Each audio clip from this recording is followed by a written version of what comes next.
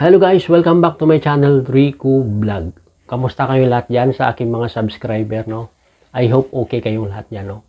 So guys, for today's video, may isi-share ako sa inyo about sa bagong update ni Facebook, no?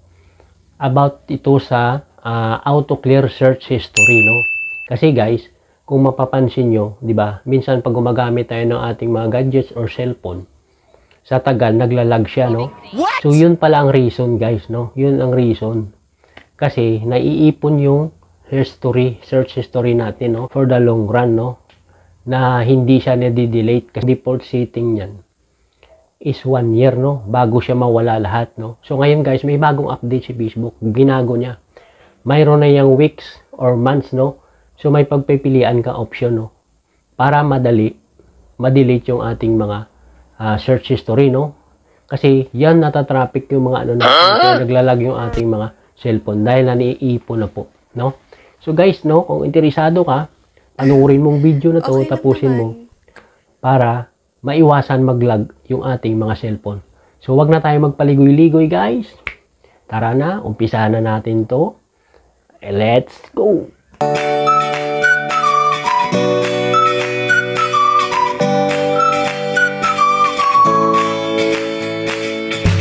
So, welcome back guys. Guys, bago pala lahat, magpakilala muna ako sa inyo. Ako pala si Rico, no? Ang laman ng aking channel guys, no? Yung aking mga ginagawa dito is nag-tutorial ako, no? Sa mga tricks, no? How to edit video, short video, ang long video, no? So, at gumagawa rin ako guys ng comedy, no? Para mapatawa kayo, no? Sa short video, comedy, no? Gumagawa ako na, nag-i-edit ako niya, no? So guys, kung gusto mong malibang, no? Halimbawa, may problema ka. At gusto mong manang tumawa kahit saglit. So, sigurado ito yung channel na hinahanap mo. Kasi mayroon ako nun, no? So, check out mo lang sa channel ko, guys, no? Para, maging brighten yung araw mo, no? At masaya. So, tara guys. Let's go na. Start na tayo.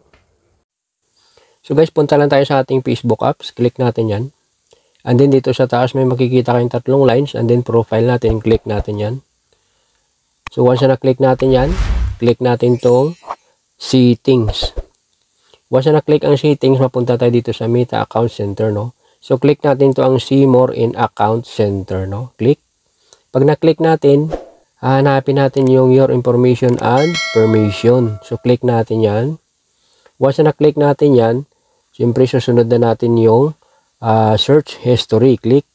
Pag na-click mo na yan, mapunta tayo dito sa Keep Searches for Default, no? So dito na tayo magkakaroon ng option, no? So i-click natin tong default, no? Ayan, kung makikita nyo guys, may pagpilian tayo dyan. 3 days, 7 days, 14 days, and 30 days, no? Ang dati kasi default is 1 year yan, no? Ngayon may option na. So I suggest sa inyo na 7 days, no? Para 7 days mawala lahat ng mga history natin para hindi mag-lag yung cellphone, no? So, magsiset na tayo sa 7 days.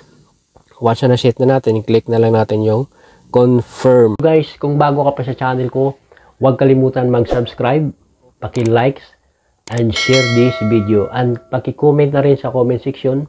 Kung may tatanong ka, huwag ka mahiya magtanong. No? Siyempre, sasagutin natin yan isa-isa. And then, kung may request kayo guys, no, about sa mga tutorial, pwede kayo mag-leave lang kayo ng comment dun sa comment section, no? At gagawa natin ang tutorial video dyan. So, pag na-confirm na guys, ibig sabihin yan, okay na yan, no? Nakaset na yan sa 7 days. So, okay na yan guys, no? Nakaset na, na-save na natin yan.